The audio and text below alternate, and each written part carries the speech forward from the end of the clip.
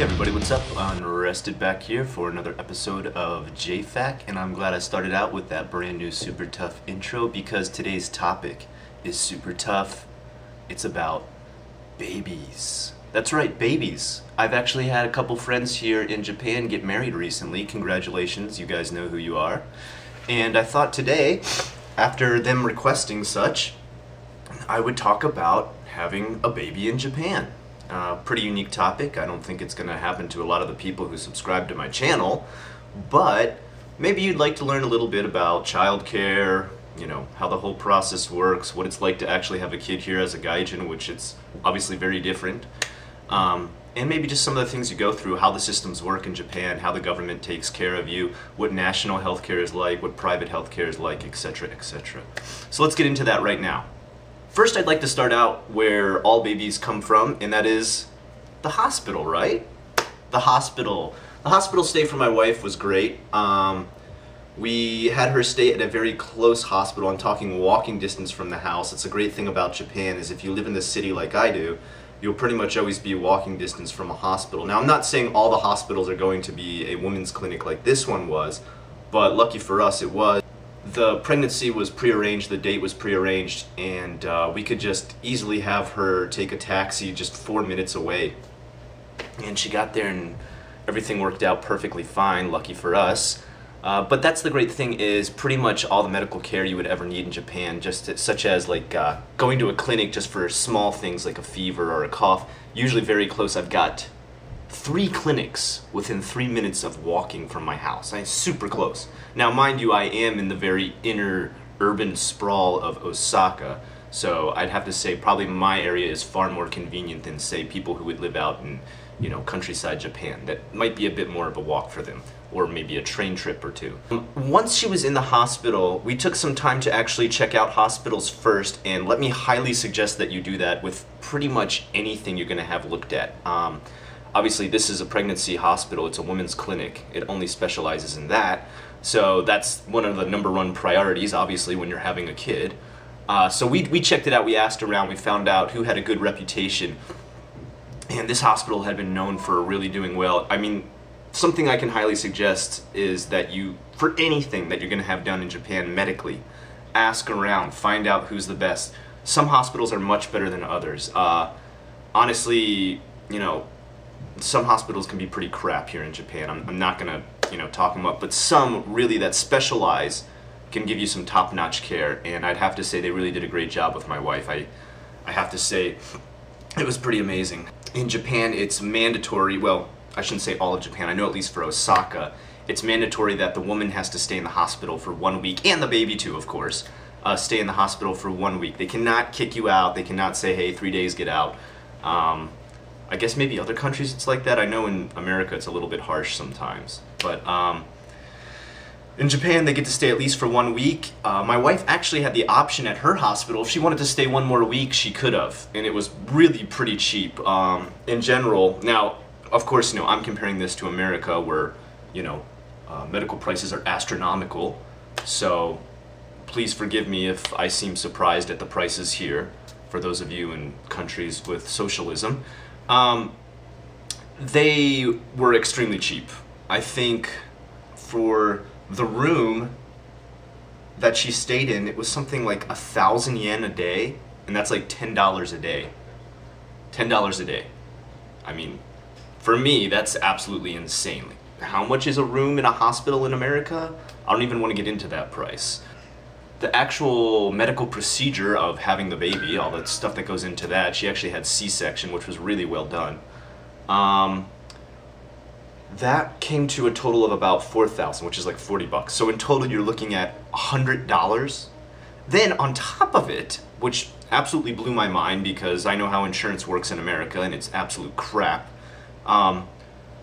We used a private insurance company to cover any kind of medical costs, and right away my wife wrote in, filled out the paperwork to get the costs covered for the pregnancy, and being an American I said, oh, psh, come on, they're not going to pay you back for that. They're not going to, you know, cover your medical costs for having a baby, right? Like, and even if they're going to do that, definitely they're going to argue with you quite a bit before they'll ever pay you. No, not in Japan. You fill out the paperwork, you get the money. And this is the second time I've seen my wife fill out insurance paperwork, and if you have national or private health insurance, you can have either one depending on your, pretty much depending on your salary, that's what you're gonna get. If you have, lower income, that's fine. You're covered by national. It's quite good and quite cheap to go to doctors and clinics. Those with a higher bracket might want to go into private because the national doesn't cover you quite as much then.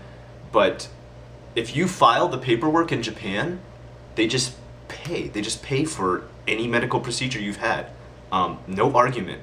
They say, well, the paperwork's here, why would we argue? That's, a pretty amazing concept for me as an American because, I've seen, in the past, I've had some family members go through some insane medical procedures that were due to no fault of their own, like absolutely horrible car accidents and stuff like that, where, they had total right to get paid for the insurance that they'd been paying for privately for years and years and years, and all they did was have to put up with arguments from the American companies. It was absolutely crap, in my opinion. People who are in the last, parts of their life, in hospice care, and the insurance company wants to argue with a dying person. So, yeah, it's really different in Japan. They just pay you. Moving on, as far as actual government care, I was taken aback by that as well. First of all, there is a recent kick in Japan for people to have children because, as you might know, the birth rate here is really quite low. It's dropped even lower this year. And right now, the population in Japan is actually declining due to the high level of what they call the gray generation, which means the level of old people are here is much, much, much, much higher than the level of new babies being born. So there's a big kick for people to have children. So right now the government is giving out money to those who are having children, but there is a salary cap. Okay, now I'm not going to get into exactly what the salary cap is. I don't have statistics on that or anything like that, and I don't have a source that I can quote, but I do know that the amount of aid that the government is giving right now is 40万円. That's correct, yes, 40万円, which is equivalent to about 4,000 American dollars. The government also offers an on-call nurse for the first couple of months of your child's life. And by that, they actually have nurses assigned to different wards and districts who will make monthly visits to check up on your child's weight, health, eating habits, how they're growing. Are they the proper weight? Is their head size the correct size? If you know anything about neonatal care, you know that the head size really matters a lot. And we actually took that on for the first month, and that is 100% free. It is just offered by the government. You register your child with the government, and they ask you if you want that care. You say yes or no. We said yes for the first month, and then after that, our baby's been super healthy, eating great and growing great, which I feel super blessed and lucky to have that. So after that, we just said it's okay. I'm sure they're quite busy with that, so we don't need that care anymore. But thank you very much. As for any negatives I've experienced as far as childcare in Japan, I would have to say it's not necessarily a negative, but kind of a troublesome point is that most daycare centers for newborns or kids up to the age of about 1.5 are actually overcrowded at this point in Japan. Now I know I said the population is going down every year and the birth rate's going down, but there still is a problem with overcrowding in daycare centers. And that's the reason that there is a lot of stay-at-home moms. But one of the things that we encountered right away was trying to find a kindergarten that was actually not a kindergarten, a daycare that wasn't completely overcrowded. And lucky for us, we were able to network through a friend to get a space in a daycare center for a newborn. We could put them in there at exactly 3 months. That's the earliest you can put a kid in. And really, you might argue with the point of putting a child into care so early, but you've got to take into the account that it's about 23.7 million yen to raise a kid in Japan. Okay? You do the math, you can figure out with the exchange rate what that is in American dollars or wherever you're from, and you will know that that is very expensive, okay? Life in Japan is expensive. It's really expensive, okay? So that's why we have two parents at work, and that is why we put our son into a daycare quite early. That said, lucky for us that we had networking. For other people who are not so lucky, they actually have to go into a lottery sometimes to see if their kid will be chosen to be able to go into daycare. I know this might sound almost laughable, but it's very true, and it's something that's kind of a problem in Japan. Parents will actually have to put in their child's name, and the name is actually drawn from a lottery to see if their kid can get into care. Because quite a few parents recently have gotten into both parents working, whereas in the past, the housewife was a very common staple in Japan. Now there's many, what they even call in katakana, career woman, and that is a woman pursuing a career as well as the man. Which I'm glad to see Japan stepping into that point of their social progression, but at the same time I kind of wish daycare centers would catch up. Really though, that's the only negative point I've dealt with so far as daycare. Other than that, I would say, you know, the level of care is high to above average levels, and the only really difficult thing, and this is just, you know, my own personal gripe, it's not something that I really think you should give a lot of concern to, is that moving around with a child in Japan can be very difficult sometimes. There's not a lot of ramps, such as, you know, you need wheelchair ramps just like you need a ramp for a baby cart to be pushed into a store at a lot of places. So you're carrying a child in the cart upstairs, which at times can become quite tiresome.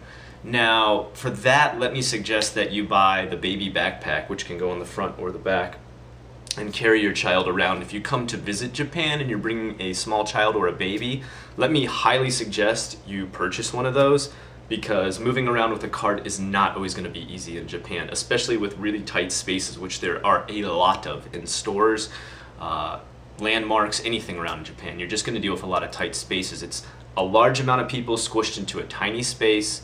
It's nobody's fault but geography, okay? So you really can't blame Japan for that.